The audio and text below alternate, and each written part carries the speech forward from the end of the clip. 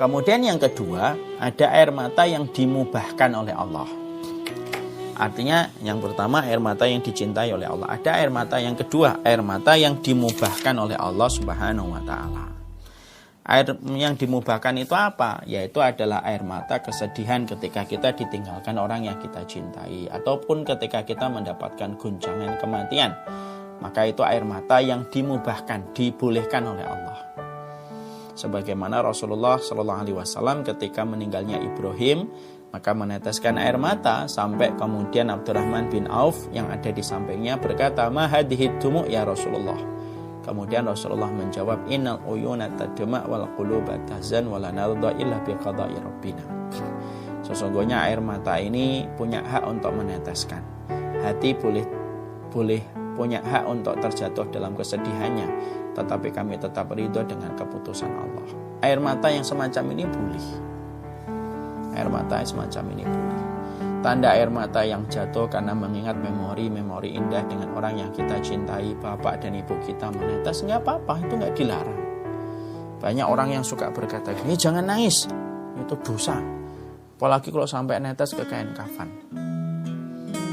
Maka sesungguhnya tidak ada semacam itu. Air mata selama tidak disertai dengan hujatan dan celaan kepada takdir, air mata yang sesungguhnya air mata yang semacam ini diperbolehkan. Dan ini merupakan bagian dari fitrah kehidupan manusia, yaitu mendapati kesedihan maka menetes air matanya. Terasa sesak dadanya, mencucur air matanya, boleh, tidak usah ditahan. Karena sesungguhnya air mata itu merupakan ekspresi untuk meringankan hati ketika kita mengeluarkannya. Dan ini diperbolehkan. Ini sesuatu yang tidak menjadi masalah. Dan perkataan Rasulullah Sallallahu Alaihi Wasallam ketika semacam ini luar biasa indah.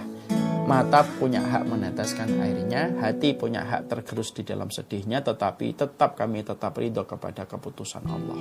Yang terpenting itu pada akhirnya hati dan jiwa kami tetap ridho kepada keputusan Allah.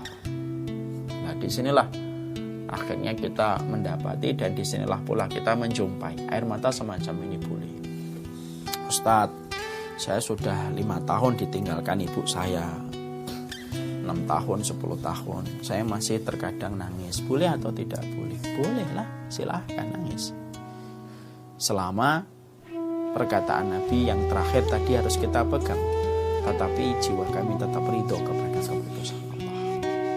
Nah, sekarang kalau kemudian saya ditinggalkan oleh orang yang kita cintai, Ustadz, lalu saya ingin sekali untuk kemudian menenangkan hati kami. Maka apa yang kemudian harus kita pahami untuk menenangkan hati kita ketika kita ditinggalkan orang yang kita cintai, supaya tangisan kita tidak sampai jatuh kepada niyahah. Niyahah itu meratapi takdir.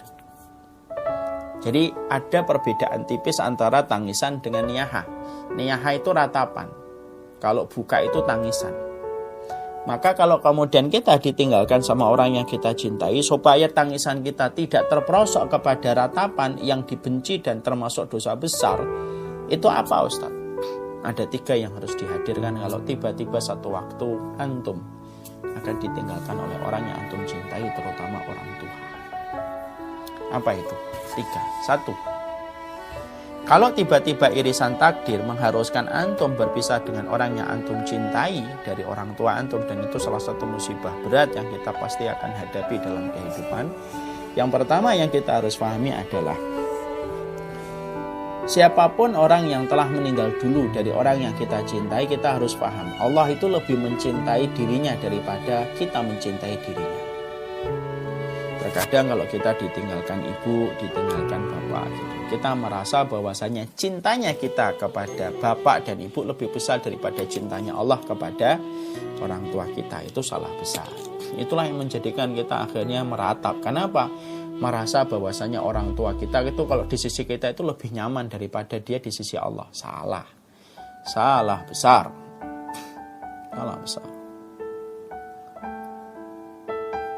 Siapapun orang yang kita cintai, orang tua kita ataupun siapapun, cintanya Allah kepada orang tua kita itu lebih besar daripada cintanya kita kepada mereka. Dan itu harus kita betul-betul imani.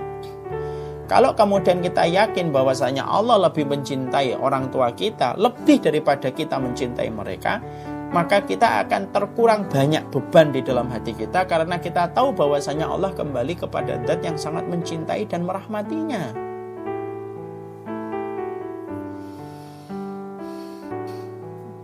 Cintanya Allah sama orang tua itu sama lebih besar daripada cintanya kita sama orang tua. Dan ini untuk kita pegang supaya jangan sampai tangisan ini menjerumuskan kita kepada niyaha. Sekali lagi, tangisan dan niyaha itu, tangisan dan ratapan itu batasannya tipis, betul. Ini kalau kita tidak buat jeda anak tangga 3 ini, maka sangat besar kemungkinan tangisan kita itu menjerumuskan kita kepada niyaha, kepada ratapan.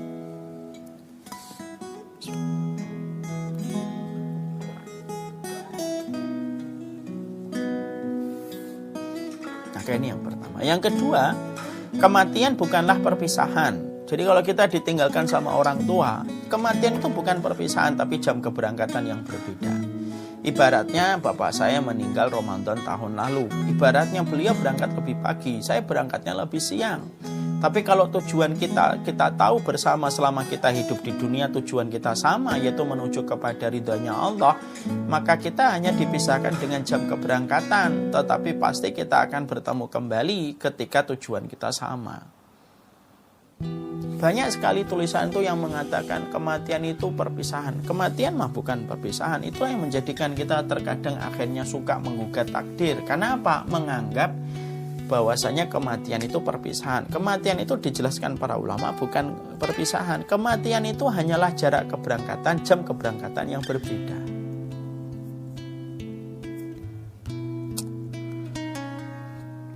Ibu kita ngambil jam lebih pagi, kita ngambil jam lebih siang gitu. Tapi kalau tujuannya sama-sama ke Jakarta, bukankah kita ketemu di Jakarta? Yang ketiga, Allah itu